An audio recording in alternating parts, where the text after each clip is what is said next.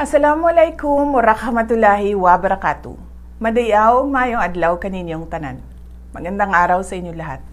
Isang maligaya, pinagpala at makabuluhang Eid al-Adha sa ating mga kapatid sa pananampalatayang Islam. Sa okasyong ito, naway magsilbing paalala sa ating lahat ang kahulugan ng sakripisyo, pananampalataya at kabutihang loob. Mga bagay na mahalaga hindi lang sa ating pananampalataya, kung hindi maging sa ating pang-araw-araw na buhay bilang isang sambayanan. Ang diwa ng Eid al-Adha ay nagsisilbing paalala ng lakas ng loob, pagbibigayan at malasakit sa kapwa. Mga katangiang lubhang mahalaga sa kasalukuyang panahon.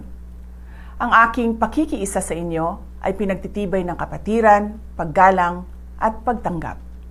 Tanggapin sana natin ang biyaya ni Allah sa lahat ng panahon. Eid Mubarak! Ang lahat ng ginagawa natin ay para sa Diyos, sa bayan at sa bawat pamilyang Pilipino. Syukran!